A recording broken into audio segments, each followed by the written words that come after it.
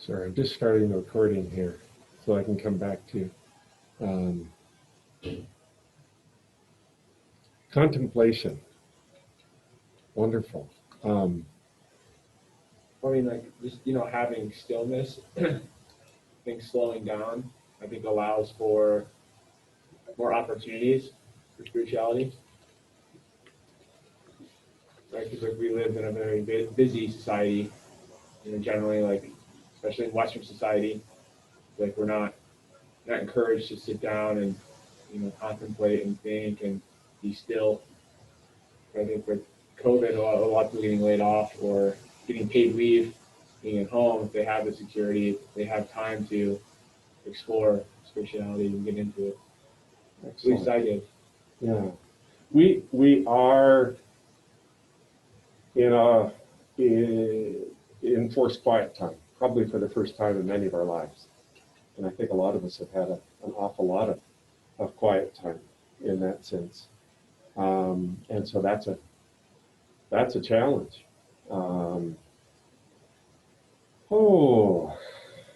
Spiritual experience. One, yes? Or is Yeah, it I'd second that. Yeah. My direct experience with the pandemic has been very little. Like I haven't felt a whole lot of change in my reality, except for what's happened during the pandemic for me is change in my life that has allowed me to actually live through my highest values. So I kind of picture it as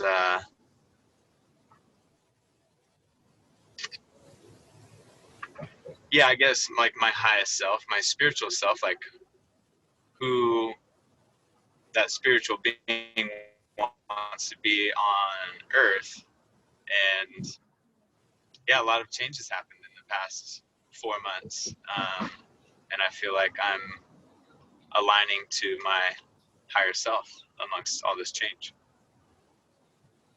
If that makes sense. Well, I think it's helpful to sort of see how do you test that pathway. How do you sense when you're approaching your higher self? Oh man,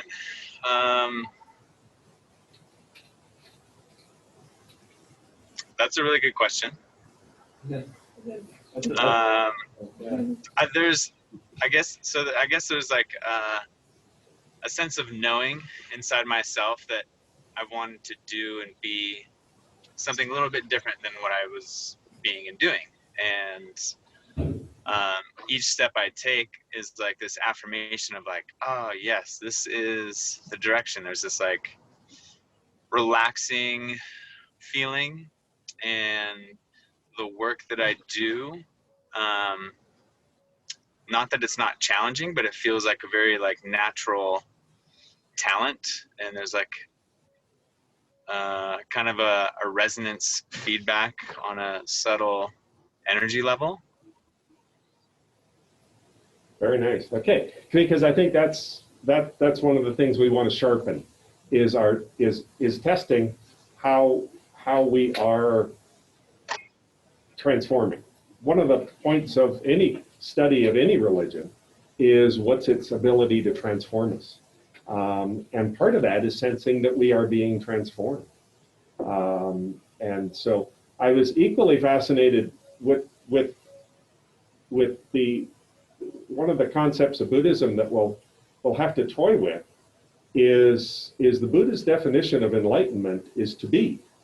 It's rather fascinating because the struggle is the change.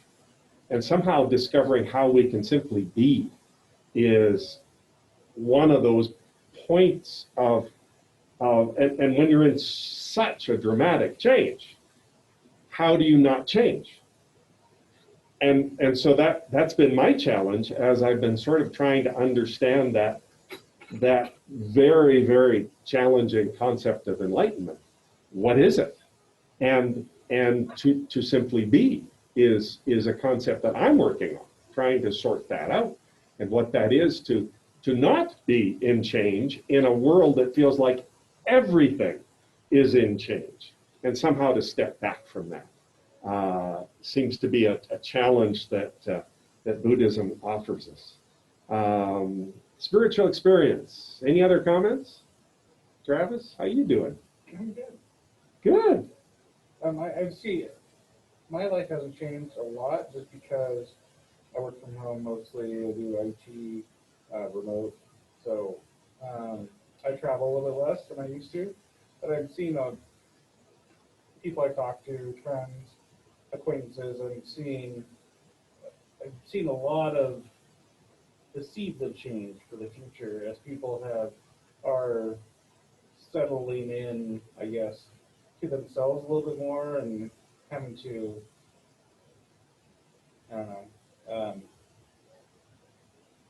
just having so much more free time that you have to do something with it, like you're saying, and there's going to be a lot of contemplation, and that's going to lead to good things and bad things. But I think ultimately this is going to lead to just everybody getting a little bit more diving in to things that matter a little bit more. And as quickly as the whole COVID thing happened, I think people are taking their mortality a little more seriously and realizing that they have no control. If this thing could just pop up just like this and transform our world, I think people were like, all right, I'm spending way too much time at work, or I'm wasting my time with this or this, not necessarily work. But I see a lot of that happening. A lot of people that are just looking at what's important. Excellent. Okay. Kate? Yeah, it was awesome what I went through over this time period that COVID's been happening, because I just got to be at home and work on healing my body. I was making a very conscious effort on healing some health stuff that I was dealing with, and being able to rest and do my spiritual work every day and have time to just focus on myself and rest. It was amazing. So it's been a very special experience for me, I would say, for sure. Mm-hmm. Just to be able to rest and heal and learn more about myself and more about that.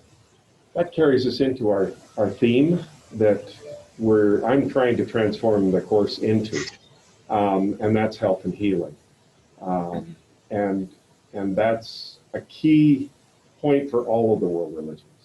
Everybody wants that. So your religious inclinations have to carry you there, and have to carry you there successfully. And each of the major religions does that in important ways. So we're gonna sort of enjoy that particular part of it, and make that effective, and try and understand how that will work. Colton, there's on the table there in front of you, there are the outlines of all of the lectures, so that you can make notes that are I like to present the lectures. Simply allows you not having to copy notes, but to reflect on the material. So Travis, do you want to send one back to Travis? And so that'll allow him to work on it as well.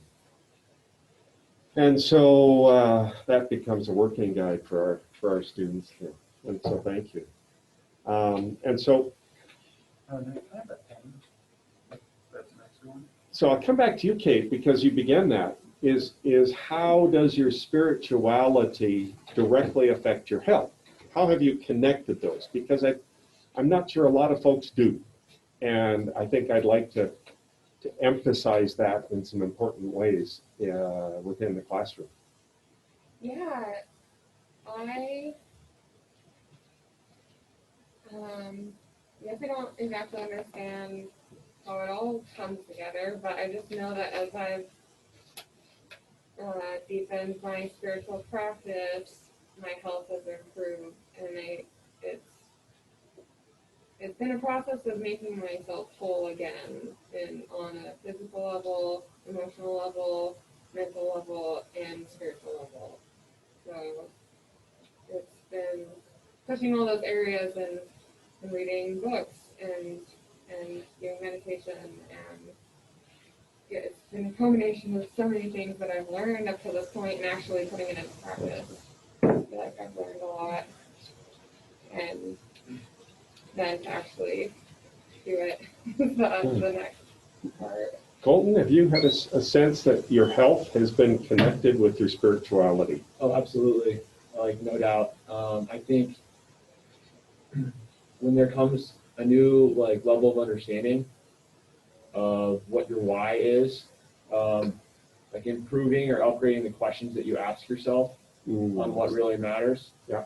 And writing those things down and taking that knowledge that you're taking in and then adding that with action. I mean, we know that makes powerful experiences happen. And I think with the whole COVID experience, being able to be at home and be on paid leave, well, allowed me to do a lot of study in areas that I didn't prioritize in the past. And one of those was spirituality and trying to understand on how to connect to something bigger than myself or something outside myself. And I find that really hard to do when we don't allow ourselves time and space. We don't have a break from our schedule, and I can definitely see a major change happening, not just in my life, but in people's lives around me. Excellent. Travis, how are you connecting health and spirituality? Do you sense a connection there? No, not really. I mean, only in the sense that the decrease as spirituality, not increases, but I just less stress, obviously, a huge piece of my marriage, and have a 2-year-old, and so that those are all just interwoven. Just my beliefs in God help me deal with the unexpected, and so that things don't stress me out as much. So Excellent. that's Ian? the biggest way. What's your connection with health and your spirituality, particularly in a pandemic? Um,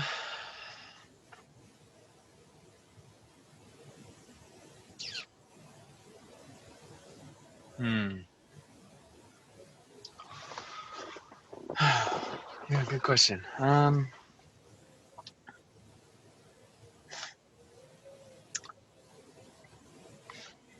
I don't know how I would connect the two. I know that I have been, like, my lifestyle for this time of year has changed a lot. Because normally, I'd be out fighting wildland fires during this time of the year. And I've made a career change and I don't do that job anymore. And so, like, when the pandemic came on, normally that's my training season.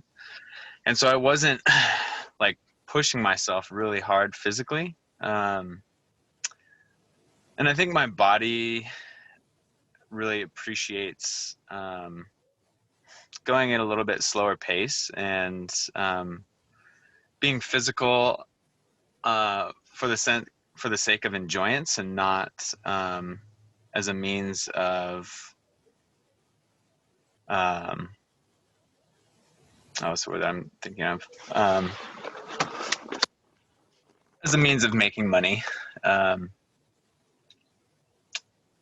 I've been very fortunate with my health. I'm still kind of young. I'm 34, and I've also been privileged to not live in a densely populated area where the risk of getting sick during the pandemic would be higher. So I've felt like pretty stable and healthy throughout the whole pandemic. I haven't felt like an incredible increase in health, although I think I came into the pandemic like healthy as it is. And so although it's not really tangible in my experience during the pandemic, I do believe that health, physical health and mental health, can be affected positively with a healthy connection to spirit. That's just, yeah, that's what I believe. And that's not necessarily my tangible experience during the pandemic. I think we've focused on our personal health far more than we normally do, and that's going to have a consequence. It's sort of when you're over focused on something and you give it all of your attention, it changes. It impacts you differently. And I would say prior to this time, we've had other foci. We've had other places we could put our focus, and that, whether it's our job, whether it's our family, whether it's a whole lot of other areas that could demand your attention, all of a sudden in a pandemic, health comes right to the forefront. And how we manage that health is important. And so how we worry about those around us. And so that's why I'm enjoying the opportunity to being more spiritual in this particular time, because it's time that we are afforded. Good. Let's just do a little introduction so we get a sense of each other. And let's start back with you, Ian. What is your you're not doing forest fires, so give us just a bit of personal background on what you are doing, and what you'd like to accomplish as we enter into this time together. So I'll start with you again. Sounds good. So since I got out of high school, I'd fought fire, and that's been 13 years. So I resigned this year and am moving into my second year of school at the Relationship School, which is based out of Boulder, Colorado. And it's a virtual school to begin with. And so, yeah, I'm continuing to my second year of the Relationship School, and I'm becoming a relationship coach. The first year revolved around self-study and looking at relationship through a number of different lenses, like attachment theory, neurobiology, developmental psychology. And so I'm moving forward in that realm. And what I would like to gain or take away from this program is a greater understanding of spirituality in our world, and how the cultures, the people, humanity across the world relates to spirit. And because I want to be of service on a global scale, and it's really helpful to understand everybody's values, and it's important to me to learn how to respect those values in building a relationship with somebody that I want to work with. Wow, what an interesting program. Haven't heard of it. Thank you for wanting to do that. You're gonna offer a wonderful contribution this semester. So thank you for that. Thank you. Yeah. Kate? Thanks for asking. Yeah, a bit of your background for others, and then what are you wanting to get out of this? Yeah, so I'm a massage therapist. My office is actually in this building. And I'm also a yoga teacher and a Reiki practitioner. And I'm very passionate about helping others heal themselves and helping others find resources for healing and health and wellness. And I'm very passionate about all of those things. I am looking to just understand Hinduism and Buddhism on a deeper level. They really align with me, or I align with them more like, and I just really want to have a greater understanding of religion and to continue to delve in over and over and over. And you know, this class will present me up to continue learning even after. Thank you. Thank you. Colton, welcome. You'll be sort of in and out of here when you can, I understand. Yeah. And so what takes up your time, and how do we know you better, and what would you like to accomplish when you are able to be here? Yeah. So currently I work at Hometown Sports, sporting goods store here in town. But most of the time I focus on training athletes and athletic performance coach.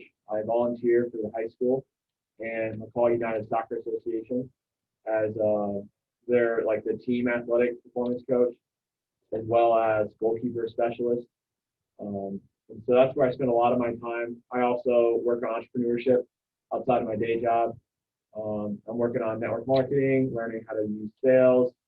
I'm in the personal development space. I'm working on motivational speaking.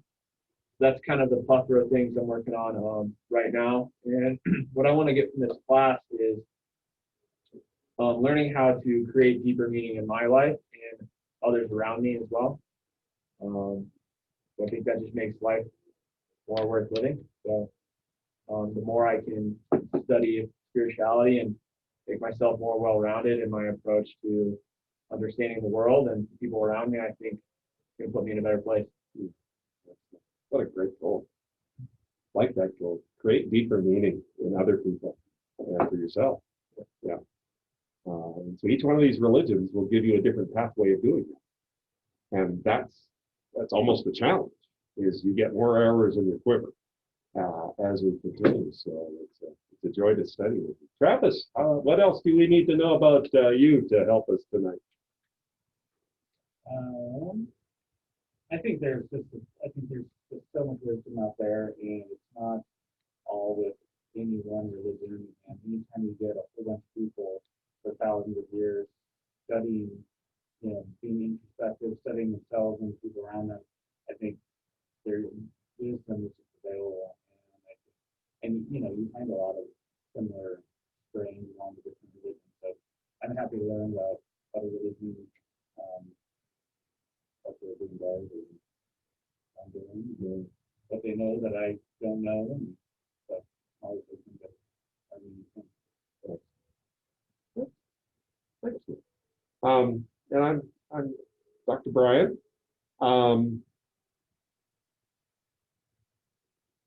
It's been. I'm so very thankful for you guys, because whenever the students show up, I get to engage again.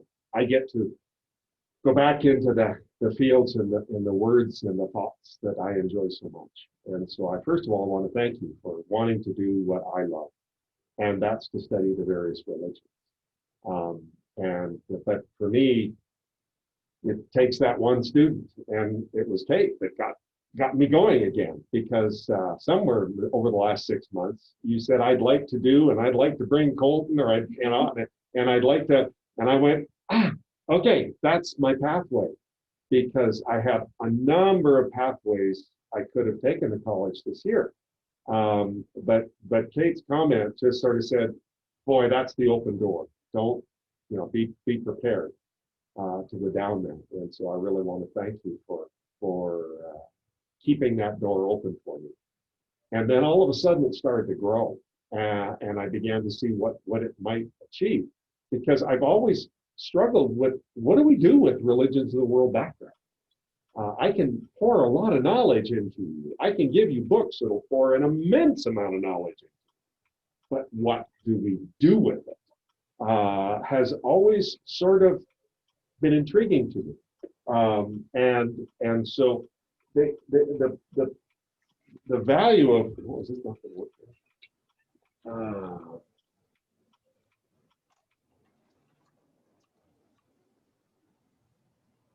And it was the chaplaincy program that really launched me this year, because I realized that's a great goal. Most of the chaplaincy programs have been oriented around Christianity. Did a search this past week on credentialing of chaplains. Who does it? The only one I could find was a Christian chaplain organization. And while I deeply appreciate all of the Christian hospitals and Christian facilities that use chaplaincy programs well, there's something more there. And my background in the religions of the world, I began to realize there's a value to knowing the religions well. There's an advantage if a hospital has a chaplain that is aware of a wide array of religions. In my judgment, they're a better aid to the hospital when people with spiritual orientation come in that is different than the dominant faith of the community. And so that's why I realized this is where I can go. This is where I can take study of religions of the world in a really practical way, is to create a chaplaincy program that will allow us to do that. And so that's my long-term game here, is I would love to have trained chaplains that aren't focused in one religion, and in some ways that Christianity creates pressure for the chaplain to be evangelical, to sort of find people that are part of the faith, and to really broaden their ability to understand and know religion, to be much more successful in our hospitals. And so that's always been my focus, is the hospital. But this past couple of months, I sent an email out to our fire department, and I said, wow, could we be of help to you? And the response came back immediately and quickly, yes. And so there is trauma intervention volunteer groups that we would want to begin working with. And so trauma intervention is something we need here. We're in the midst of trauma, and we need to begin to be sensitive to that. And so all of these things started to come together for me as I began to see there's a really important long-term goal. We need broadly trained chaplains. We need chaplains in trauma settings, and then we need to carry them, in my mind, to long-term health of people, because people in trauma settings don't need it just today. They need it for a while. And that for a while allows us to begin even something else. And so taking the religions of the world and adding counseling, social work ethics, professional business, and trauma management, I think is an effective way of really helping our community and offering something even to the broader community. And so that became my long-term goal that I have been enjoying thinking about. And so we'll begin working on that. And I'm even massaging the name a little bit, but you'll see that as it. When it comes to the religions, I'd like for you to think of religions in three key areas. And I'm jumping around on my lecture notes. You'll notice I do that sometimes when I just feel that the flow is different because of the room and what's happening. So I am jumping around a little bit. But this is a way of thinking about the religions that I'd like for us to begin with tonight. And I'd like for everyone to be far more aware of the religions of the world. One program we'll talk about in December are the Jains. I would really like for you to know about the Jains. Most people have no awareness of the Jain religion. It's there's 3 million in India. There's 24 in Boise. 24 people that are Jains in Boise. I don't know of any in McCall. I have met 2 that came to McCall, and I had a chance to meet them. But there's only a few families, but they're, in my mind, a really important religion. Why? Because that's who informed Mahatma Gandhi. That was the underlying religion that made him tick. He wasn't a Jain, but he grew up in a Jain town. And so all of the things, if you track any of the historical life of Gandhi and what he did for our world, Gandhi is the key influence for Martin Luther King. and Martin Luther King changed our world. Well, what's the pathway? How did the Jains influence Gandhi, influence Martin Luther King, and change your life? There's a pathway there. And so the first thing I'd like for major religions is you're aware of them, and that you have a sensitivity that awareness will lead to a discovery of something that's really important if you're aware. My life is different because of the Jains. I'd like to share with you why it's different, and it relates to health. And so we want to get there. We want to understand who these people are that have had such an incredible influence in the course of world history. And something they do created this lineage that our lives are better if we know about. Really a cool religion that many people have never even been aware of. And so what problems do you create if you aren't aware of something?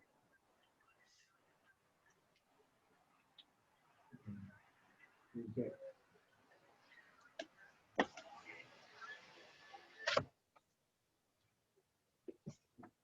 So it's hard to be open to something if you don't understand it. There could be fear, apprehension, some kind of like bad feeling, I guess, if you don't understand something. Yeah. Ian, when you're in relationships, what problems do you create if you haven't oriented to a person's worldview and you don't understand where they're coming from?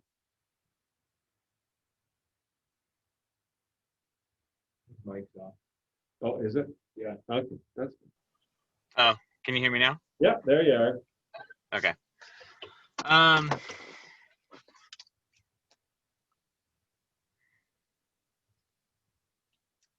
Well, yeah, in my understanding, if you don't understand somebody, then you lack connection altogether.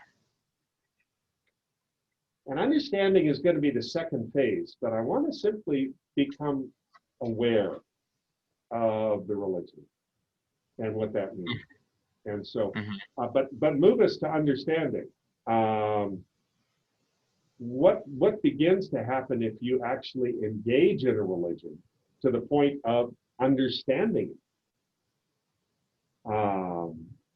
And so if you don't understand a person, how in the world what problems now do we create? Lack of connection. You can't connect, can you? Yeah. So your connection, you can't connect at the level you might want if you don't understand a person.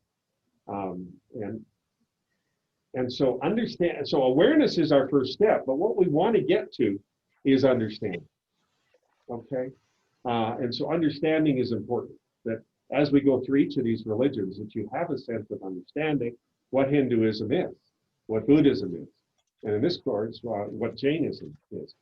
And so for awareness, all religions in your worldview deserve awareness. And sadly, McCall is sort of a microcosm of some interesting intersections of people. And we might not know if we've met a Hindu lately, and we probably haven't. It's probably been a while. We do have an awful lot of folks that are interested in Buddhism, and so we need to be aware of Buddhism and understand that. But if we can, all religions deserve awareness, but the major religions deserve understanding. And that's how we can interconnect with people in such in important ways. And my third point is one religion deserves focus. Our challenge right now is as you're going through all these religions, you're going to find something you really like in all of them. That's why they exist. There's neat things. There's appealing things in every religious community. And as you begin to learn and enjoy them, you begin to sort of cherry pick things from the various religions. And America is notorious for cherry picking all of the religions and sort of bringing it in and using it. Zen Buddhism is an illustration. There's just tremendous involvement of Zen Buddhism in the American context. And so we love all the things within that Buddhist tradition. It really resonates within the American tradition. But we need to, if we can, we want to focus on one religious community at a time anyway. So because that helps us to learn about all parts of that religion and not just the parts we like. If we focus in one religious tradition, I think we get a complex view of that religion. So my encouragement to you is to have an awareness of all religions that you might ever encounter in your life, to have an understanding of the religions that you may want to create effective relationships with or build down, and personally try and focus in one on one tradition and make that meaningful. And that reality of focus will allow you to deal with the complexities of that religion, and that usually will be far more transformative than if you just pick the things you like from the religions that you sort of dabble around or work through. So my encouragement for your transformation is deeper diving into the religion. Don't just sit on the top of these religions and try and understand it. Comments or questions with that type of orientation to religion? Yeah, I think that those are two reasons I'm here. Understanding, so when I have people, or when I have clients come to my practice and their spiritual beliefs are different than mine, I can also help connect with them, even though it's a little bit different. And then the focus part too, like choosing to go deeper into Hinduism and Buddhism. Wonderful. Wonderful. Okay, I got it working. So when we look at a map of the world, the major religions are usually fairly centered in those religious areas. And I'm going to see if I can pull that over just so that I don't worry about it. There we go. So what do you observe about a religion in an area? What does a map of the world with a name on top of it teach you about a religion in that area?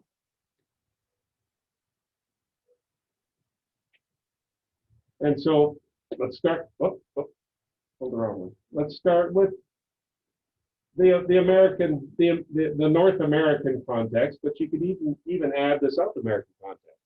You can put a big name across the top of it. The dominant religion of that faith is Christianity. And so most would lean into Christianity as far as the faith. And so what do you observe about Hinduism then? Recognizing we put a name across it, what do you observe about that type about Hinduism and geography? Place-based. It's place-based, yeah. And so as you begin your journey, there's a geographic location to Hinduism. It's very place-based in India. And so that means in the course of our study, we're going to be very much locus. We're going to focus on a geographic location, and to be aware of anything that is equally there. So this location will make it a challenge because we don't live there, and so we're going to have challenges in trying to understand it simply because it's geographic in lots of ways, and it's important to understand it. What do we learn about Islam just by looking at it on the map?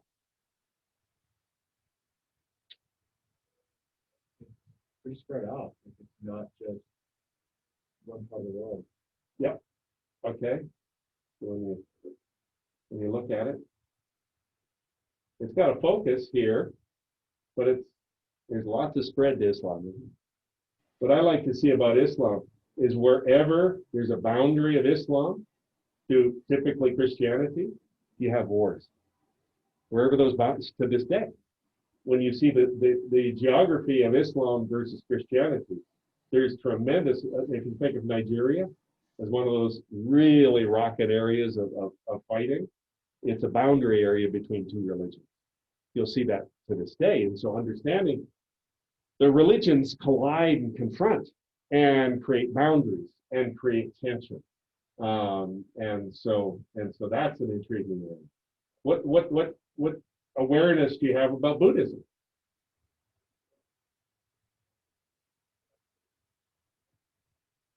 What's the map teach you about Buddhism? What color is Buddhism? I would put it in the yellowish that you're looking at. Sorry, Ian, this must be tough because you can see the map, but you can't see my pointers. So my apologies. There's a defect there. So I'm just trying to talk it so you can understand it. Yeah, it's okay. What's the geography of Buddhism? It's mostly Eastern. Yeah. Asia. Yeah. Not very present. Africa, not very present in the Americas, not very present Europe, Soviet Union. So it's going to be a thinking. Buddhism will carry us into that. Will carry us more into that Eastern thought. Again, it's going to be difficult for us because we're in a different context. And so one of the first awarenesses I want you to think about is geographic awareness. That these religious ideas, if we're working on a topic in India or a topic that is predominant in China and in Asia, then we're going to have to sort of reset our geography as much as anything else and rethink in some ways. And so that's the what we could do. So what are the social issues that cause a religion to thrive in a given area? Why does Hinduism thrive in India? What makes it work? Ian, do you want to catch that one? Oh, he's got it. There he is. Yeah, what makes it work? Well, it's because, I mean, my impression is that, I mean, since there was settlement in that area, like that was the means of connecting with spirit, and spirituality was the religion that came from that. So it's just, it makes sense because that's where it's from and that's what they know. Sorry if that's a little vague. No, we're all sort of dabbling in an area we haven't had a lot of chance to think about. So we just sort of work on it in ways that are meaningful. What other social issues? Why does Buddhism work? It looks predominantly in China. Why is Buddhism so effective in China? And you look at it, you realize, wow, there's not much in India. It came from India, but it never supplanted Hinduism in the Indian context. And so, but it's very dominant in China, Thailand, Japan's got pretty good Buddhist influence. What makes that? What are the social issues it's solving for these people that allows it to be valuable to them?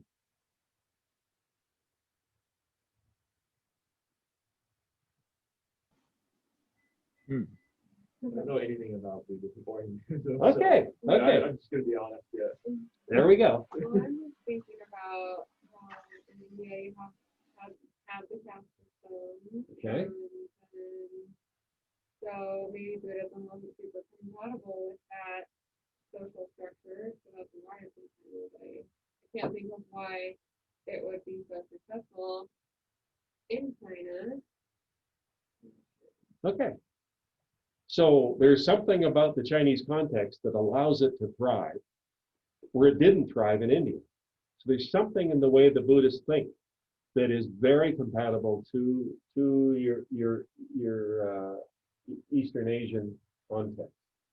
And so these social issues that that's a part of the conversation. We've got to bring that out. We've got to understand what's happening. Um, uh, and the last one is the focus. And I think, Travis, you live, your focus in your journey has been Christianity. You live in a Christian context, and so that allows that must be a little easier for you in some ways to be a Christian in a Christian context. Yeah. Or is it? Yeah, for sure. I mean, it's easier than not being. I mean, anymore than that, but definitely, yeah, it's way easier to be Christian than not to be Christian. And I was growing up with that. Okay. And Kate, I think I've sensed that's a struggle for you, that you don't understand the Christian context.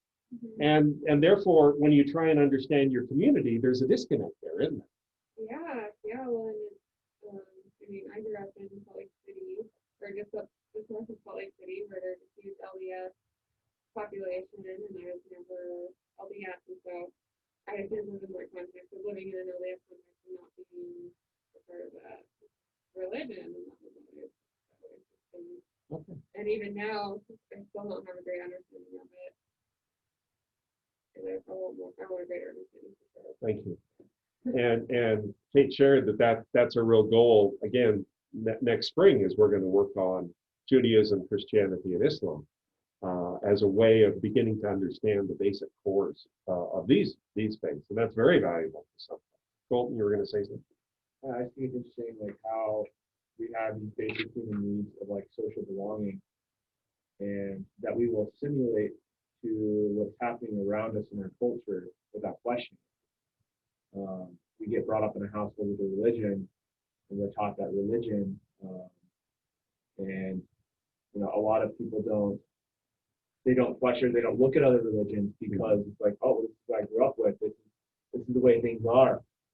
And I find it interesting to be able to take a religion class and understand that, you're living in a context or in a small bubble.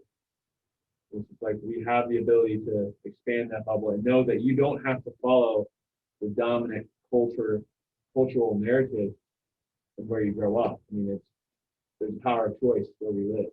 I think it's a pretty great thing that we have that freedom. Thank you.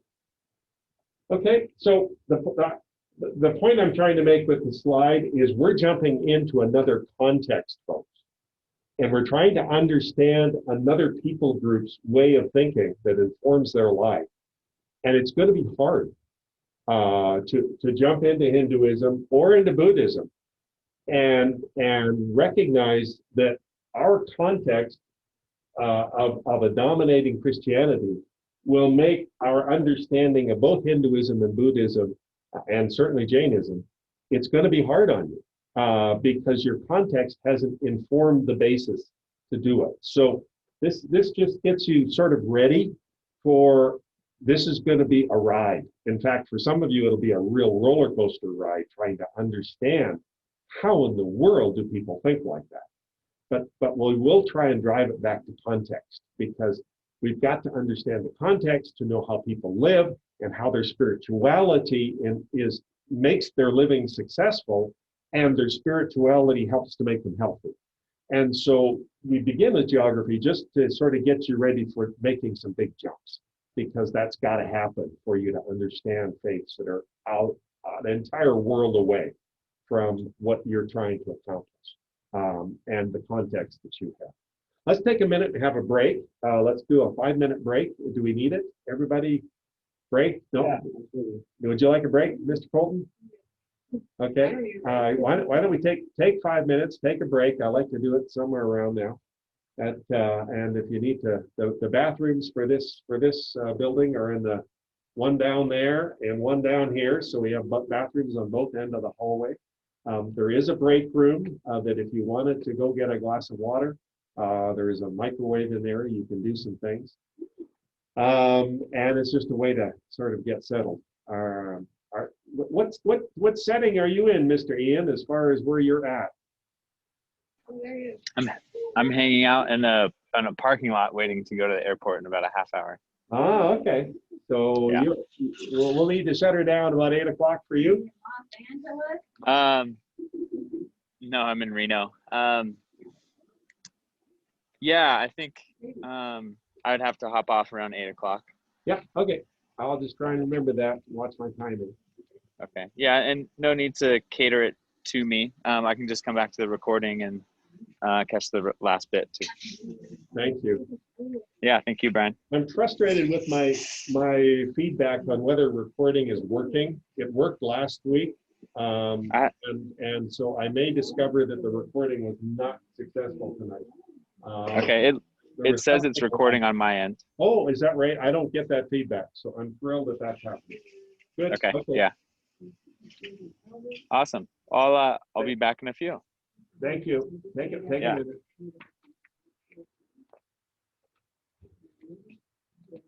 It's also interesting how you can see Islam started small and took over a lot, and then Christianity as well took over, but none of them made any huge strides into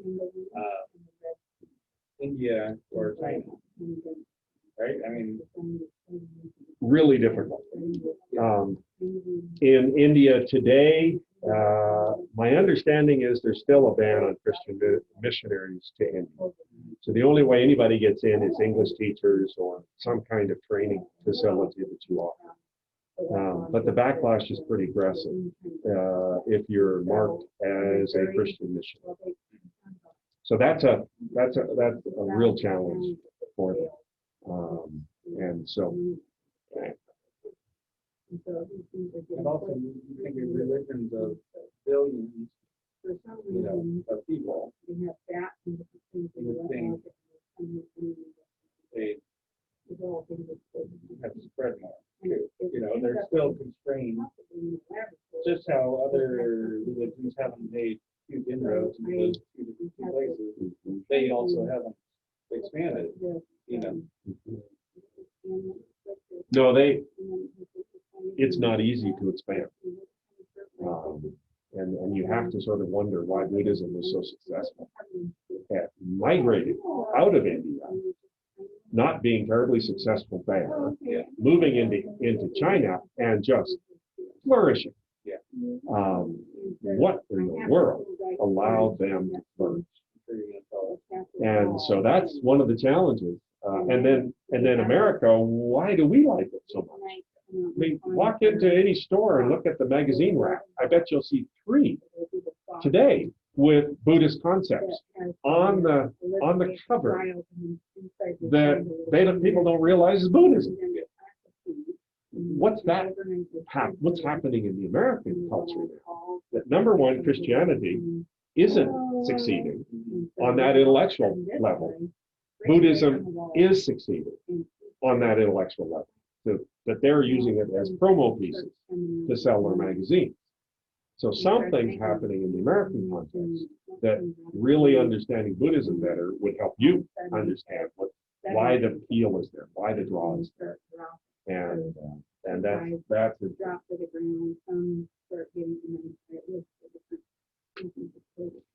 and so then they have to realize they have to practically listen those meetings and help them go.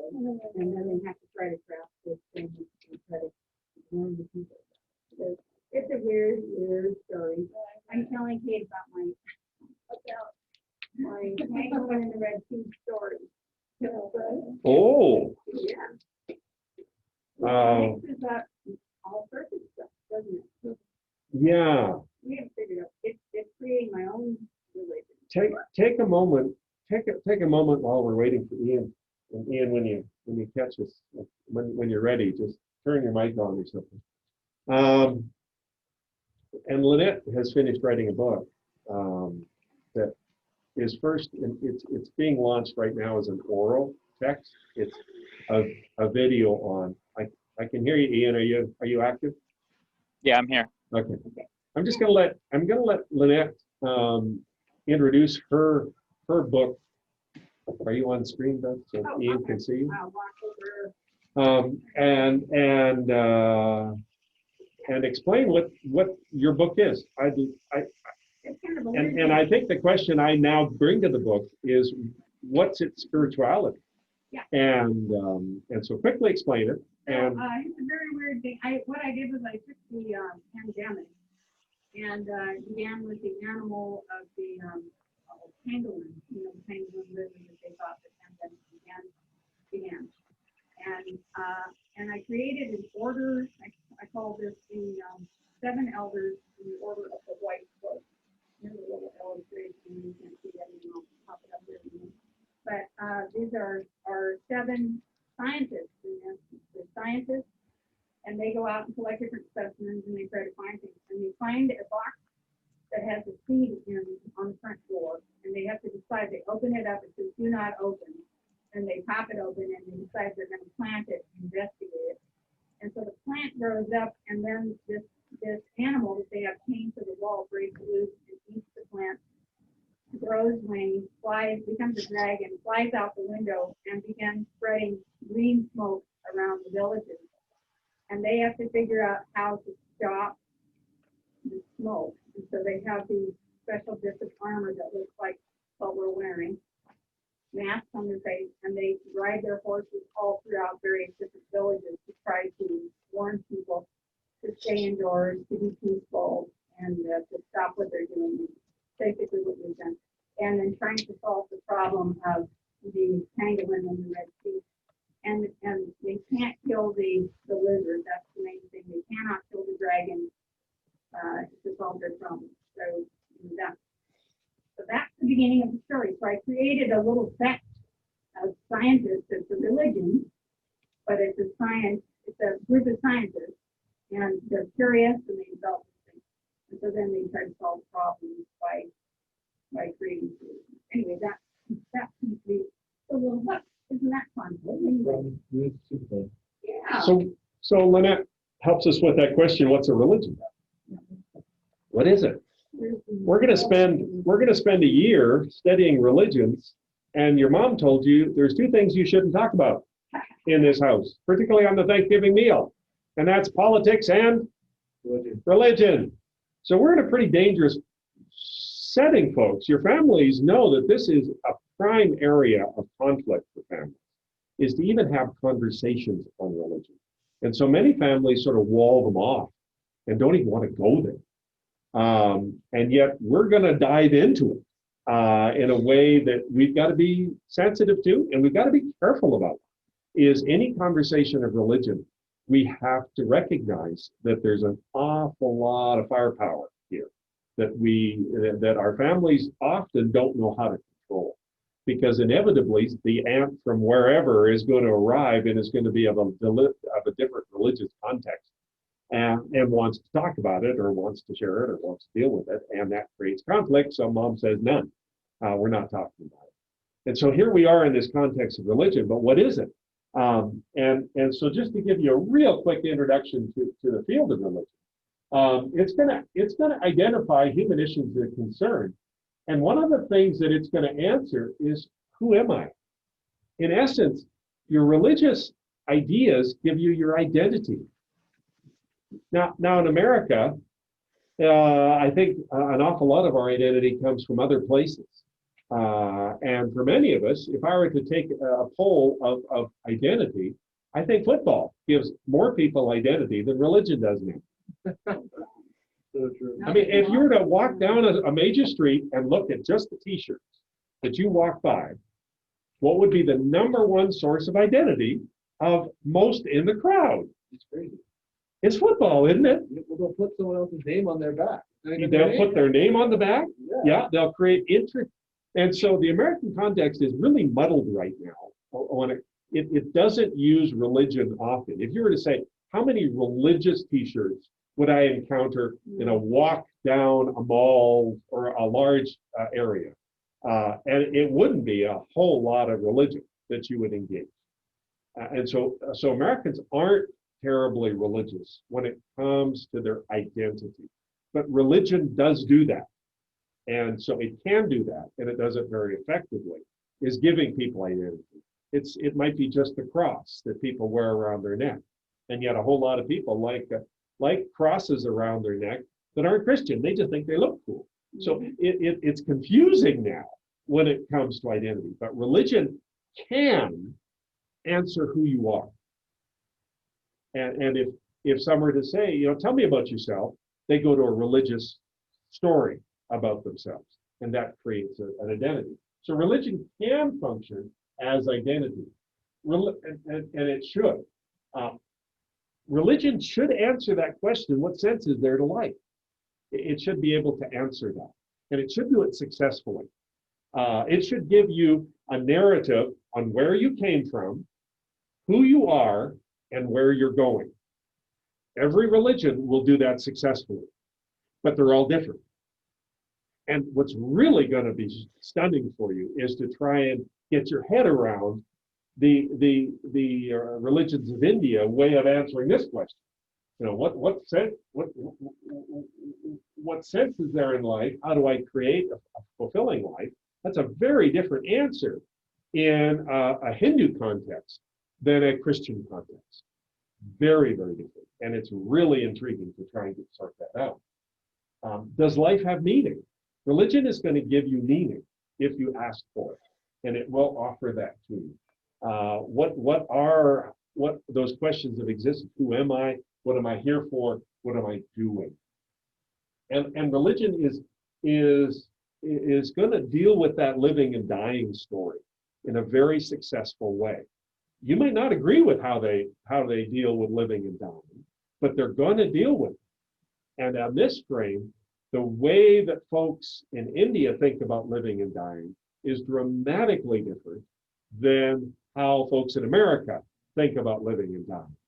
And we're going to have to get our finger on that so that we begin to understand how people have thought that through. And there couldn't be anything more dramatically different than the way that an American thinks of living and dying and a person in India thinks of living and dying. The drama between those and the distance between those is incredibly far. And so for us to understand Hinduism and Buddhism, we're going to have to get our head around how those folks think. And it's going to be different for us. And that's the challenge. And so religion is meant to do this. It should give you an identity. It should make your life fulfilling. It should answer those questions of existence. And it really defines where you've come from, who you are, and where you're going. And it should do all that successfully. That's what a religion can do. Okay?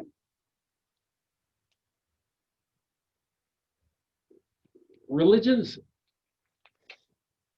deal with the real. They, as I begged you to do, is they give you a focus on life. The way I like to think of it best is religion gives you a new pair of glasses. Okay, now only 2 of us have glasses and 3 don't have glasses. So the metaphor might not work. Ian, I don't think you've got glasses. But I want you to use that as a metaphor of what we're doing in here. Every time we engage a new religion, I'm giving you a new pair of glasses to look at the world. And the tinting is different. The way you see objects is different. The way you interpret health is going to be different. Each one of them. But the cool thing is you're going to get a whole lot of pairs of glasses in your world. And you'll be able to see the world differently because you purposely put on a new pair of glasses.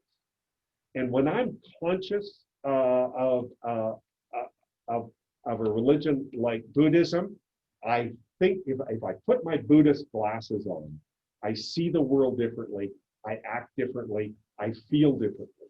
It's the beauty, but I need for you to consciously think of them as glasses. And that you are learning about your glasses and how you see the world, and you're able to deal with the world differently. But things are going to change when you change your sets of glasses. So religion, I think that glasses are a wonderful metaphor for learning about religion because they help you see. And what they're going to try is help you to see what's real. Okay? Because what's real might not be the book, the table, the room, others in the room. That might not be what's ultimately real. In fact, they're going to try and drive you past all of that to something else that they need for you to see. And if you can't see it, you don't understand the religion. You've got to get past all the norm, what we think of the normal, to get to something very different, to find the real in all the religions. And they all seem to have a little different take on what is real. And so we're going to have to sort of try and discover what they're seeing, because when they see something, they make it very different than this room is the non-sacred.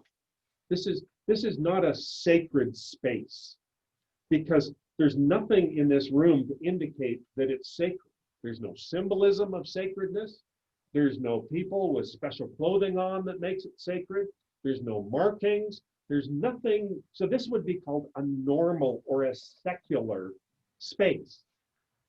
Religion is going to drive you to the sacred space, something totally different. And religion is going to want to take you there. And you might do it physically. You walk into a temple. You might do it spiritually. You move into a trance. You might do it from a number of vehicles. But religion is going to want to take you to a different kind of space. And that space is going to be meaningful to you. And it would allow you to see and feel the world totally different. And so religion has that capacity of moving you to different ground, but it's going to be ground that will give you meaning. And so when we look at such a dominant picture as we now have on the screen of a person in a yoga pose, and you just look at them, you're looking at something different. You don't often see this in America. You don't go down the street and see that. If you went down, if you made a bit of a pilgrimage in India, you could find this far more often. But here we have someone in a yoga pose. What are you seeing when you see that? When someone's in a yoga pose and you come upon that scene as we come upon this picture, what do you see or what do you interpret when you see that visually? What does a yoga posture do? First thing that came to my mind was mindfulness. Okay, what's that mean? One point of focus or control of your thoughts.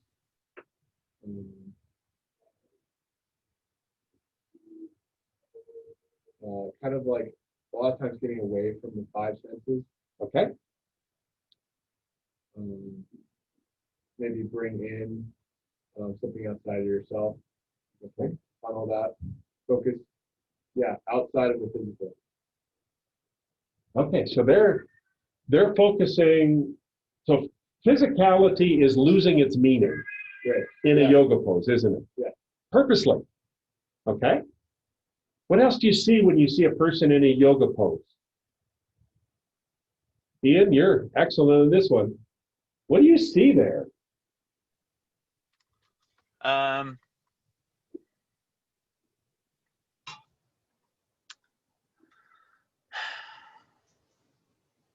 mean, I could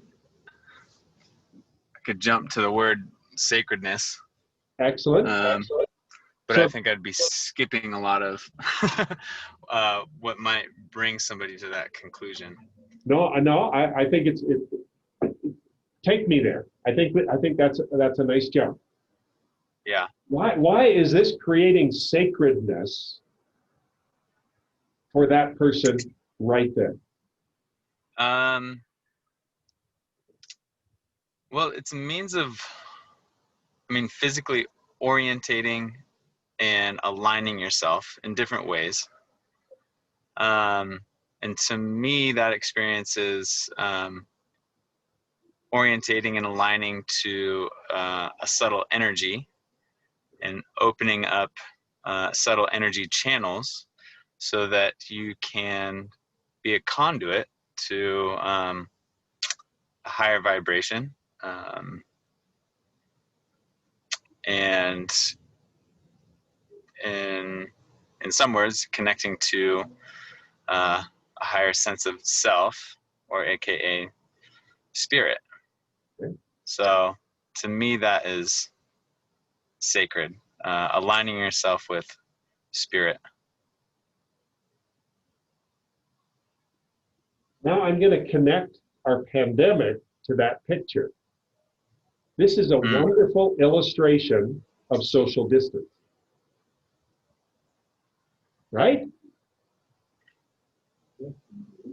And so how has Indian thought set up their population so they could be naturally socially distant to protect themselves from pandemics? Because they've had them for millennia, over and over and over again. So how much of Hinduism transformed into yoga has an origin in pandemic thought? Meaning, I need to protect myself. I need to get away from people. I need to be socially distant. I need to create my own sacredness and spirituality. This looks like a great way to do it. You see how a millennia of illnesses and pandemics and problems created a technique that would allow people to be healthy and safe and move on with life. So you're gonna, have I jumped too far? I'm curious because, like, you know, in our culture, we see, I mean, yoga has been introduced to a lot of us in a group setting, in a very communal setting. Yeah. So was this a tool, was yoga originally a tool to give people a practice alone, and to actually socially distance? Yeah, well, I would argue that this is woven into the Hindu thought, particularly for the elderly. That, as we're going to see, as we get older, within Hindu thought, there's going to be more incentive to be more alone. And when you're more alone, you're safer and you're healthier. So I'm jumping a little bit here just to sort of toy with this, but I would argue that yes, in the American context, yoga is a much more communal project for an awful lot of folks. They get together, they do yoga together.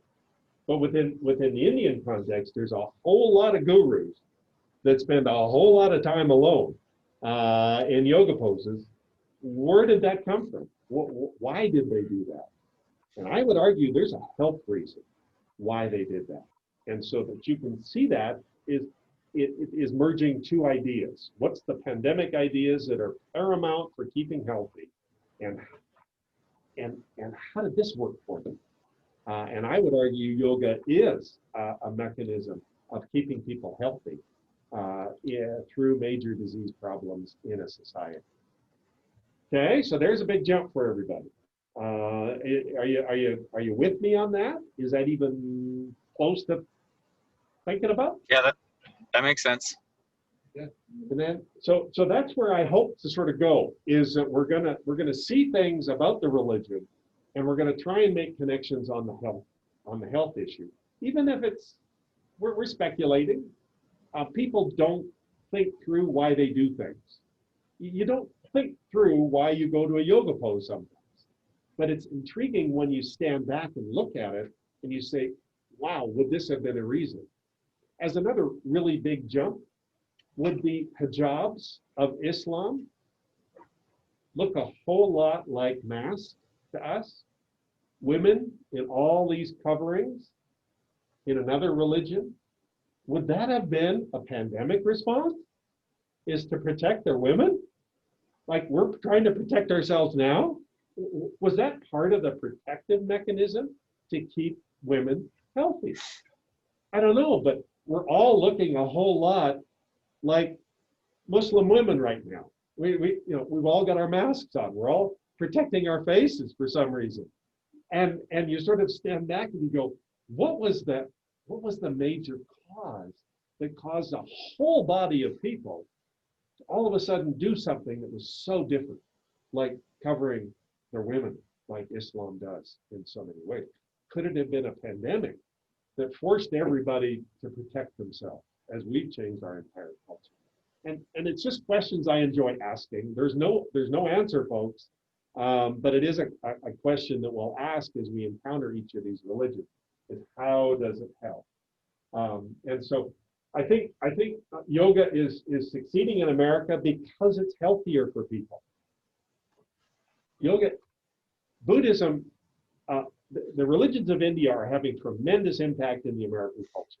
We see it particularly in Buddhism, and we see it in yoga. What's it doing? It's clearly helping people, and it's clearly doing something that other religious contexts didn't do.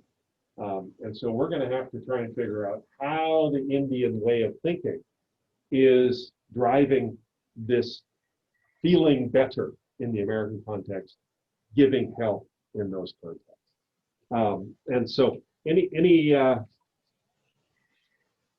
other final thoughts on that one? Yeah, I had one right away. And like how if you create separation from others, you separate from outside influence. And I think it's really interesting when you spend time alone, it's almost like you allow your inner voice to speak up. Like you're doing what's in your true nature rather than doing what other people want you to do. And I think that whole idea, we say in Indian culture, that there's this idea of separating and how personal health can be so improved by allowing yourself to have the time and space to influence yourself on what you want rather than letting other people influence you. And the second thought I had was the posture of openness, hands open, shoulders open, open to new ideas, to possibilities, expanding the mind. I think those are all things that pop in my head when I look at that picture. Excellent. Okay. Good. Yeah, I have one Sure. comment. I think it's interesting because I started this class with you in 2018, fall 2018. Yeah. I took like the first like 5 lectures, Sure. and it's just cool to see how you're responding to the current events in the world by bringing in the pandemic into these lectures and talking about it with the religion. Because it wasn't present the first time We didn't have it. I was here. So it's interesting to see the contrast. How do we make it move? Religion, I'm going to have a 4-part working definition that you'll want to watch as you move through each one of the religions. I want you to watch how the religion takes you to the realm of the sacred. Okay? How religion takes you out of this room in a lot of ways. How does it take you there? How does it function? And it might be a yoga posture in the middle of the floor that allows you to be taken somewhere that isn't the rest of this room. And you're going somewhere. And somehow the Indian thought has managed to get you to be in the sacred even when you're in your yoga posture. It's done that. You don't have to walk into a temple. You might feel that sacred when you engage in Indian temple. But you could literally engage in the sacred by simply moving into posture and engaging there. And that's sort of the cool thing. So it's gonna take you somewhere, and it's gonna take you somewhere that's not where you're at. And that's an amazing journey, folks. Pretty cool journey in the middle of a pandemic when you can't go anywhere. Well, yes, you can. If you engage in the religious traditions, they will take you somewhere that you might not have expected. And so that's the engagement of the realm of the sacred that religion gives to people. That's an amazing gift, is the ability to go somewhere when you haven't got anywhere. Second, it's going to have an expression. You're going to act out in the religious context. It might be a ritual that you do that is important to you, that carries you to an important place in the marking of an individual. Hey, Bryan. Yes, Ian. Sorry to interject so quickly. Thank you. You gotta interrupt your go. flow, but I'm going to jump off, Okay. and I'll look forward to meeting with you all next week. That would be wonderful. Have a safe trip. Thank you so much. Take care. Yeah, thank you. So we're going to watch how it acts out in people's lives. To invite you to move into a religious posture is a religious expression within Hinduism. And so that's one expression. But it's going to invite you to think differently. It's going to invite you to act differently. And it's going to create a different society for you. And all of that is engaged in the religious journey. The religion is going to give you a system of symbols. And those symbols are intriguing in the symbolic journey. And they may be the most powerful part of religion that you don't even realize. And the symbol I used was that symbol. That's a symbol. That's communicating an incredible amount of information to who we are and what we're thinking. But it's still also very symbolic. But you could also say, what are you doing? That's a symbol.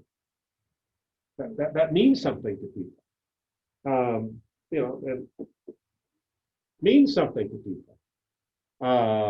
A cross around their neck, that means something to people. And so there's going to be a system of symbols that you'll want to watch. You want to begin to make sure your glasses see the symbols that are functioning in any religion, because that's really the power of the religion that you'll want to watch. And one of the interesting illustrations on how powerful it is if you ever heard stories of drive-ins, drive-in movies. You ever gone to a drive-in movie? Well, when they originally did the drive-ins, they discovered that if they popped a picture of a Coca-Cola in the middle of the movie, and they did it on one frame, you wouldn't even see it. But at the break, you'd all run to the shack and buy Coke. Okay? You saw the symbol of Coke. You didn't even realize you saw the symbol, and all of a sudden your body was moving to the shack, and you were buying Coke. And so they outlawed it. There's a law against what's called subliminal advertising, because it's such a powerful force in the life of a human being that you can manipulate people if you know the symbol that causes you to act. And so you can't do that in movies anymore. It's got to be many frames. There's a particular size that your ad has to have so that you aren't manipulating people with that. Religions have known that from time immemorial, that if they place a symbol in front of you, that will cause you to act in powerful ways. And so you'll go into temples and monasteries and churches across the world, and you'll see the symbolism. And the symbolism is there because it causes people to act. And so religion has built an entire system of symbols that will be meaningful into your life. And I left this up here because this is the Hindu forms of numbers. Okay, interesting question. Whose symbol system is this? Now go earlier. Whose symbol system is this before it was yours? This is the Hindu, Sanskrit to be exact, symbol system of numbers. And it was important in accounting. You need the accounting capacity to have commerce. And so you can see how the scribes would work the numbers so that commerce could function and an economy could function. But what do we call this for number system? We don't call it the American system. What do we call it? Numeric. But before that, whose symbol system have we appropriated as Americans? Well, who? No. That's called the Arabic number system. Your entire life, you've absorbed Arabian mechanisms of symbol for you to function at all. That's Arabic. We call that the Arabic number system. And so you've absorbed that, but it's not yours. It's Arabic. And this is the Sanskrit. So numbers are a key form of our lives. Where do they come from? And there's the ways that two people have built number systems. And most Americans don't realize that they use Arabic every day of their lives. And that symbol system comes from another community and culture that built a very effective economy because they had a good symbol system. Does that make sense? Symbol systems, how they function? The most important thing about religion is they create a path of ultimate transformation. Okay? They take you from where you are to where you want to be. And religion does it every day of the week. It's the greatest gift to human beings that a religion can do is take you from where you are to where you want to be. And that might mean just sitting on the floor doing a yoga pose. It'll take you somewhere and you'll be a better person for it. We call that the journey of transformation within all religious systems. And all religious systems have a different mechanism of transformation.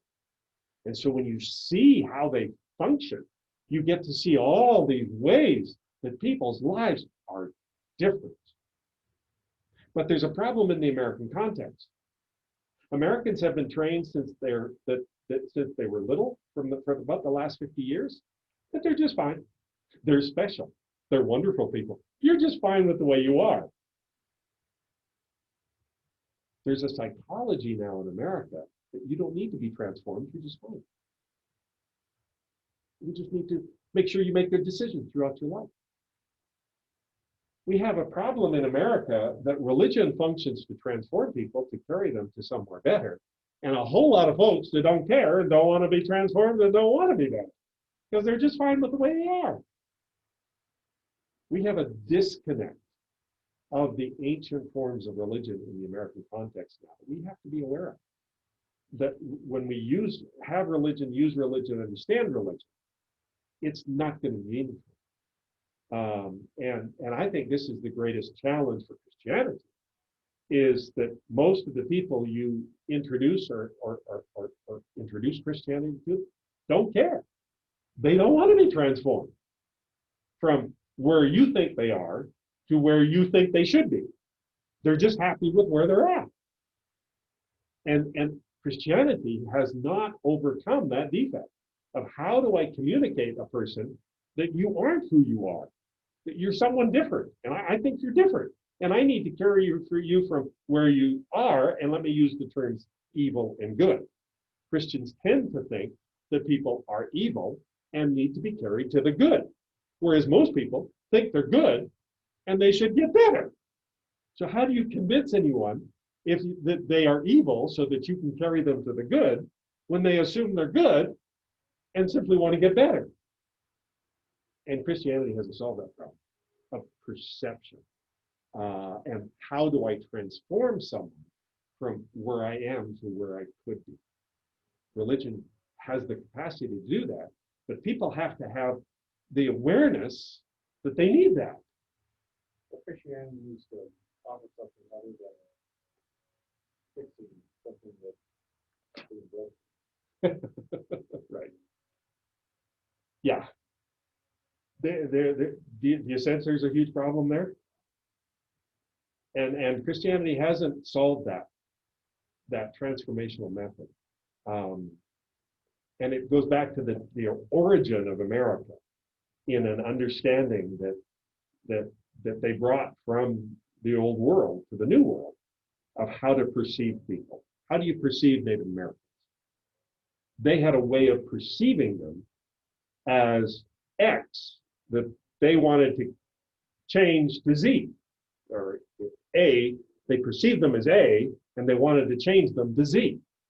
And you'll see that in the language and literature of America, that they perceived the Native Americans in one way, and they wanted to be transform these people into something different. And when you look at the missionary culture of Christianity, their success was not very good in changing people that way. And I would argue now it's even more difficult. Okay, so do you understand? Is there any of those 4 areas that you want to comment on? Are you sensing the importance of religion in all 4 of those areas? And it's how we break a religion down to sort of look at it, just to understand it, how it's functioning, what it's doing for people. And so each of the religions will be breaking them down. We'll try and understand how they carry people to the sacred. We'll try and understand how they build social systems and ways of action that are meaningful for people. We'll try and look at their symbols and say, wow, what are they? When you go into a Buddhist temple, what are you seeing when you see that? Or what are you seeing when you see that? They're trying to communicate to you in a language that's not verbal, but it's very powerful. And then where are they going to carry people to? And so we'll try and understand how their pathway of transformation functions so that we can understand how things happen in the lives of people. And so that becomes what each of the religions will do, and they'll almost all do it differently. And so it really becomes a journey of understanding that variety that is equally fascinating. Final comments on that? We're dealing with families of religions now, and groups of religions. We almost always start with our ancient religions, and I'm sorry we haven't had a chance to start with ancient religions ourselves. And at some point, I hope to be able to do that. And so our ancient religions, we tend to talk about as indigenous faith, shamanism, spiritualism, animism are all part of the ancient religions. There's a tendency to sense that a naturalist worldview, but I want to stop there. I don't know if you saw my editorial, it's about a year ago now, when I made an argument that McCall has a naturalist religion. What's a naturalist religion? You highly appreciate nature around you. You want to be in nature. You want to enjoy nature. You want to focus on it. You want to take your family to it. You want to be in the nature. There's a high naturalist worldview in McCall. And my point was to sort of warn the Christians that if you better be careful, because it's a different, more people in McCall are naturalists than Christians. So Christians aren't the dominant religious culture anymore in this area. But the challenge is people who think they're the dominant religious culture tend to act differently than if they think they're a small culture in a society. Am I making any sense? If you think you're the majority and you have the power, you act differently than if you know you're the minority and you have no power. Christians haven't made the jump yet of saying, I'm the dominant religious community to I'm a minority community. And those religious communities act very differently in culture. If you're a minority religious community, you act really differently. Think Judaism. You act really differently than if you're the dominant religious culture. The dominant religious culture in McCall is a naturalist worldview. What's the basis of it? It goes back to our ancient religions. Why? Because you had to understand nature, otherwise nature would kill you. And you had better focus on it. Because the natural forces, if you can't control them, and the ancient people couldn't, they knew that those natural forces would kill them if they didn't understand them, venerate them, do what they could to massage them so they could have some control in their world. And so as a naturalist worldview is sort of your base worldview of all religions. And it is the core now of what I would call the McCall religious community. Does that make sense? Yeah. Okay. And on the ancients, emphasis on magic, emphasis on taboo and evil, connection to spiritual authorities, and rituals on foods and seasons. And so you would see that to this day in the ancient religion. So we need to have an awareness of that. We need to begin our understanding of that because that's the community we live in.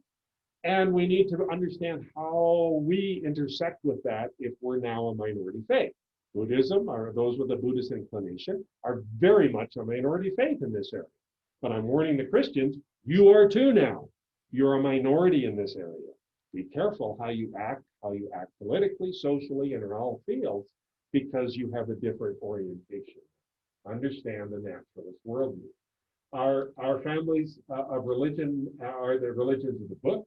That's Judaism, Christianity, and Islam. They're very dualistic. They have a perception of heaven as their sacred space and earth as their secular space. And you have that sense of duality in all of the religions of the book that they bring to the table when you try to understand them. They tend to think in a focused way of one God, monotheism, one God. And that God is in charge, typically in charge of everything. That God has given them their texts that are meaningful to them, and that we call revelation. But the key thing I want you to begin realizing is Christianity and religions of the book gave us a linear perspective. Genesis, beginning. Day, month, year, eon, millennium.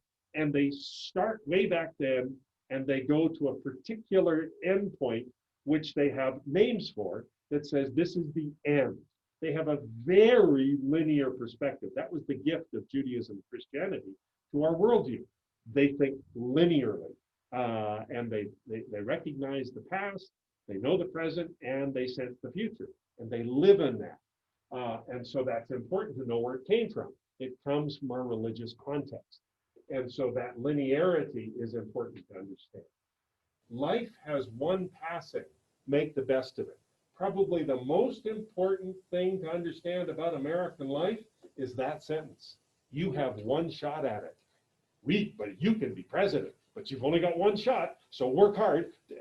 And you can see how our parents build lives on this sentence. You've got one shot, go for it, beginning to end, make the best of it, and you're done. That's very religions of the book. Very, very much. That's America. That's your context. You get one shot at it. Do it well. Well, what's different? When you go into religions of Eastern Asia, you have Shintoism, Taoism, Confucianism. You have an emphasis on society and making society work well. So the emphasis is on harmony. How do you make your culture work well? And you use this symbol to try and make it work well. The harmony is seen in this symbol because wholeness of society comes from wholeness of family. And that wholeness is an integration of the male and the female, but the female is very much a part of the male, and the male is very much a part of the female. And this symbol is really the amazing context of your religions of Eastern India and Confucianism, and particularly Taoism, which uses this symbol excessively.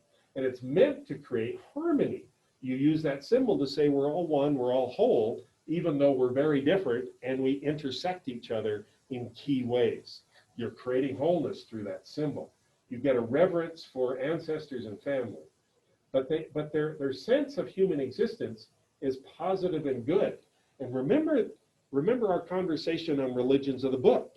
They tend to feel that human existence is negative and evil. There's a tendency in the religions of the book to go that direction. And so what we see in our religions of India, or religions of Eastern Asia, is that perception of being positive and good. I would argue that's now the dominant perception in America. You have been trained in your existence that everything is positive and good, and you're just going to make it better, which is light years different from when the Pilgrims arrived in America 300 years ago. They didn't see the world that way. They didn't see the people around them that way. They saw things as negative and evil, typically, and they had to change it, and they had to actively change it. So religions of Eastern Asia have a unifying cultural role. They bring all of society together. And that's leading us to our religions of India, Hinduism, Buddhism, Jainism, and it properly says Sikhism, but to the American ear, they don't know why. They don't like the idea of being Sikh. That has a different tone to them, so we tend to call them Sikhs. In the American, we put a much more dramatic E to it. They have a monistic worldview. They too see one unified reality. They don't have the dualism that you classically see in Christian or Jewish thought, heaven and earth. That's not going to be there. They are going to look within. The reason they're in the yoga pose is because that's where the sacred is. It's within.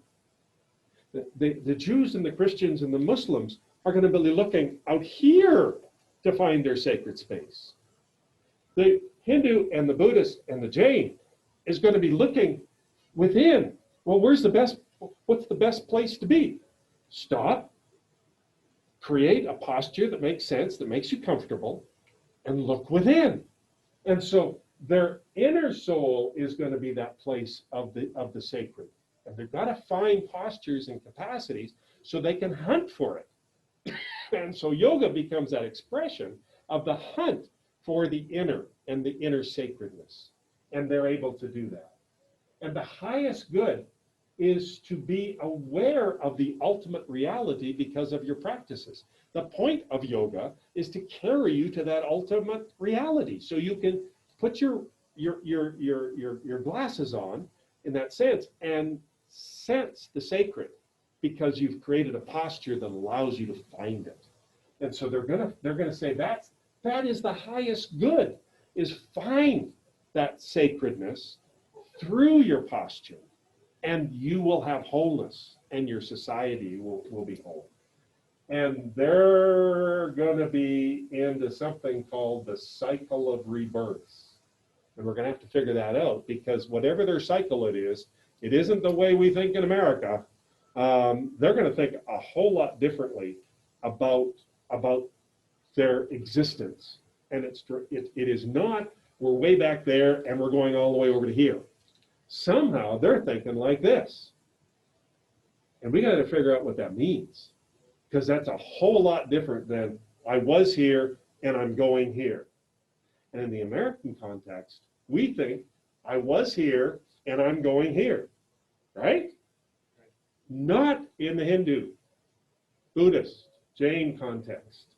They are trapped, and they hate being trapped from the cycle of rebirths. So they think totally differently.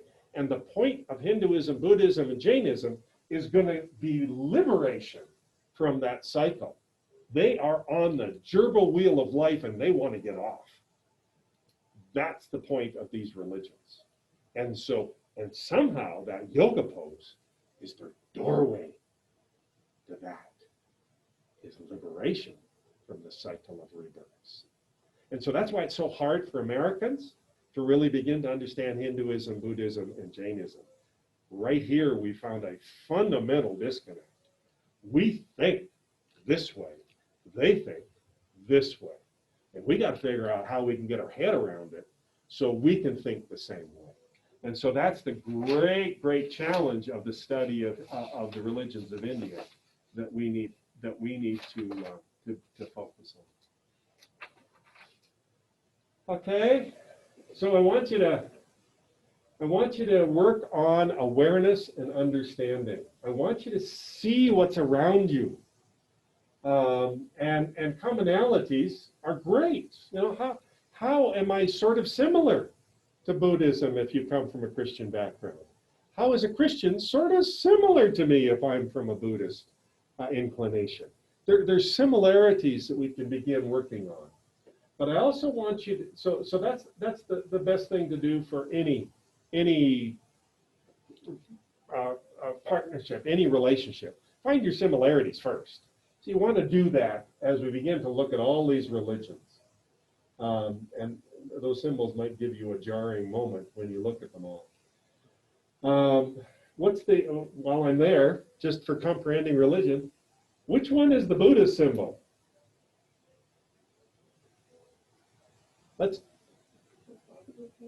Which one? lower right hand corner? Lower. This one? Yeah, or is that Hindu? That's Hindu. Okay. That's the Om of Hinduism. Right. Okay, you're reading backwards now. Om. You can see the O and the M. Okay? That's the Buddhist symbol, folks. You want a jarring moment? Yeah. If you go into any Buddhist temple, you will see that symbol everywhere. It's like every millimeter in the temple is filled with that symbol. Now, why is that jarring to you? That's the swastika in reverse. Okay, the Nazi swastika inverted it. They went the other direction with the arms. But you see how the Nazis took a Buddhist symbol and appropriated it in to drive the German people. And they were wonderfully successful at it. They took an ancient symbol of Buddhism, which to a Buddhist, that means peace. Okay? When a Buddhist puts their glasses on, and they go into a Buddhist temple, they see peace.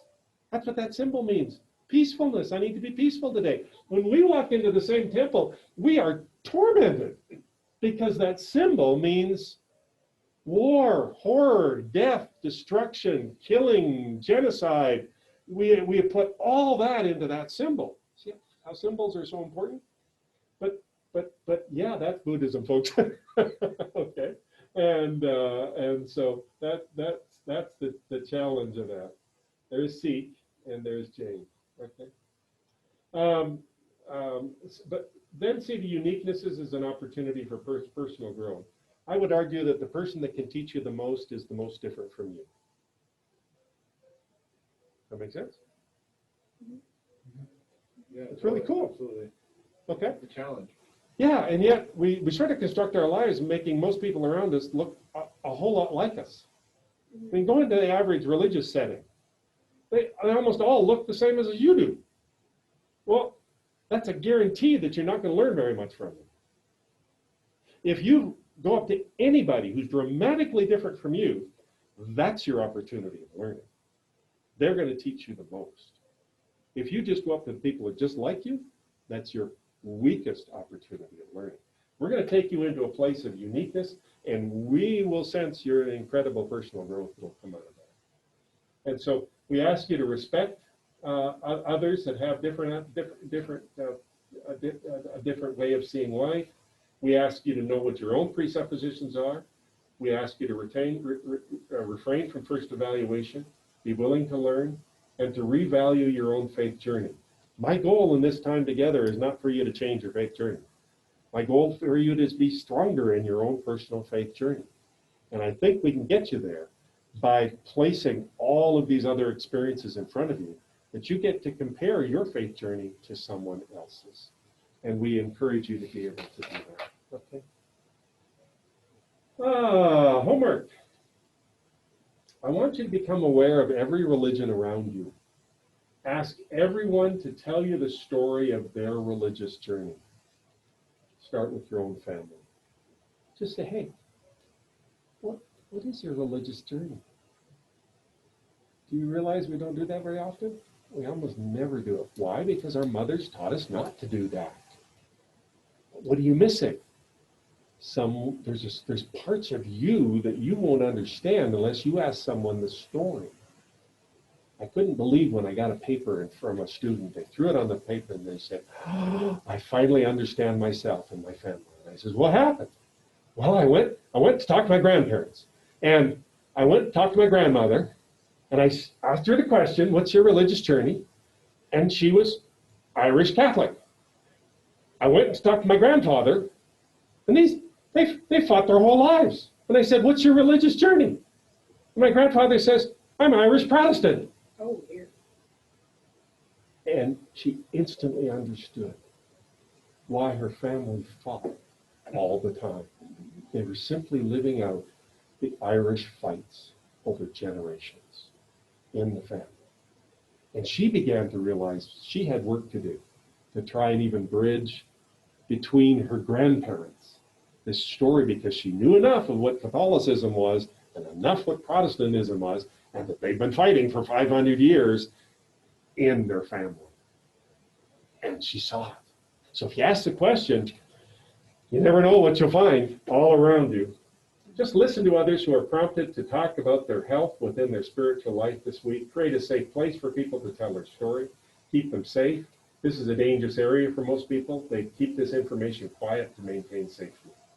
Become mindful. This is a central Buddhist doctrine of the religious world around you.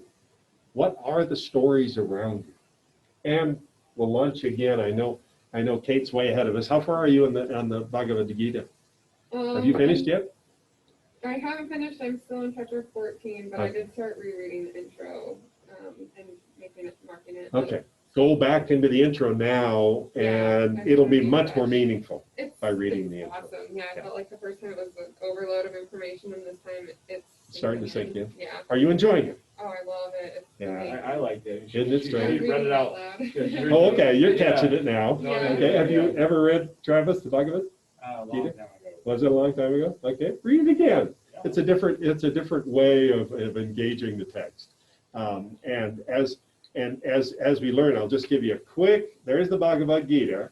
That's a part of that book, which is a major part of the Vedas from Hinduism. But that's actually a part of this book, which are the Aryan mythologies and we'll learn about that next week, about the Aryans. And again, your symbolic structure says Aryans are terrible. They live in northern Idaho and they're going to ruin us. No. We're gonna have to redo that story about who the Aryans are and how they contributed to the Vedas, and how the Vedas, part of the Vedas, is the Bhagavad Gita. So we'll have to learn that next week and begin working with that. So dive into your Bhagavad Gita and get as far as you can, and that'll help us. Thanks for coming out tonight. Appreciate it. I felt very stilted tonight, so my apologies if my frustration with the technology created a stiltedness that I was feeling. I hope it wasn't too evident, but it was a joy to have you. And if you'd ever love to join us with the technology sitting here, you can join us anytime, Mr. Travis. So I'd love to have you. And so, if any final questions on anything else, I'm going to adjust the whole syllabus probably a week just to get everybody on board now, get them started, get the books underway. And so just know that the syllabus already, I think, is a week out of date. Just has taken us an extra week to get there. Any other final comments, questions, issues, problems? Do you know anything about religious naturalism? Mm-hmm.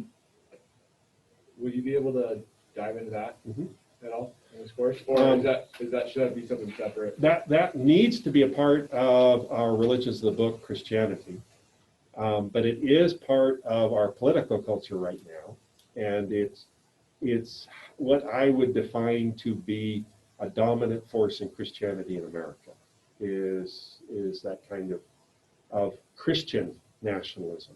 You also see it in Hinduism, so it'll be a natural context of our conversation on Hinduism, because that is what Hinduism is Indian nationalism, and you could simply put equals Hinduism. So we can certainly talk about it in each one of the religions as far as that form of nationalism and what it means. Oh, I was saying naturalism. Naturalism. I'm sorry, I heard nationalism. Yeah, sorry, religious naturalism. Religious naturalism is a wonderful bounce for us. So I think because we want to understand the McCall community, just take me there and say, how is the quest for the sacred, and we're going to discover it in a number of areas within Hinduism. And so make sure I cue you that this is an area which is Hindu naturalism. You're going to see that in a number of ways in Hinduism. That just piques my interest. You don't see it as much in Buddhism, and there's a reason for that. But we will see it with Hinduism. And when we come to Buddhism, then we should ask the question, what's happening to the naturalism? Why isn't Buddhism very naturalistic? That's an important question to ask of Buddhism. So it'll be strong in Hinduism, it'll be very weak in Buddhism, okay? And we'll see it again a little more in Jainism. But if that's of interest to you, yes. Use that as you might want to use that as your personal background bounds. If you were to be thinking about things, if you even want to assume that's part of who you are, is a naturalist, then use that as your bounce as you're looking at all these religions. So does that make sense? Where we can easily see it? Definitely in Christianity, definitely in Hinduism. Whoa, where to go in Buddhism? Okay? Okay. Anything else? Good to have you. Thanks so much. Thank you. Gonna see you for coffee tomorrow morning, Mr. Travis. That'd be wonderful. You know where our house is? Good. That'd be great. I remember where that is. Can we do anything with this table? Oh, I'm just gonna move it 3 feet that away and close the. And yeah, that's all I'm gonna do. Put the chairs back 3 feet. Put the table back 3 feet. Close the door and turn the light off. Like, can we take these somewhere? And Pardon? Yeah, the cups. Oh, that goes into the break room. Yeah, if you want to do a quick wash, that'd be even super too.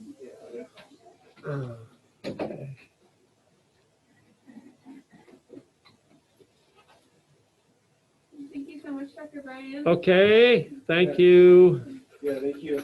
Oh, it's good to get underway. I feel like Yeah. It felt good to be in lecture and like have my brain like doing It something. didn't feel like a lecture, which is like what I was hoping for. Yeah. You can You tell didn't you're want to just get data down. Is this what you're Right. saying? Yeah, no, but yeah, It didn't happen at all. It's very animated, so it's like you can't get bored. You can see the passion. It's awesome. I appreciate your time. Yeah. I'm different than when we have met before. Let's put it that way. Right, yeah. Yeah. Well, I mean, like, you always have a good energy, though. So That's my gift to our community, is that energy, because it's hard to find it, and it's nice to draw from if someone can give it to you. So I just think of it as a gift. So we give each other energy. And that's a gift. Nice to have you here. I hope you can come often. We recognize when you come. yeah, I'd love to. Yeah. All right, I hear my screaming kid. There you I'll go. see you in the morning. Alrighty, thank you.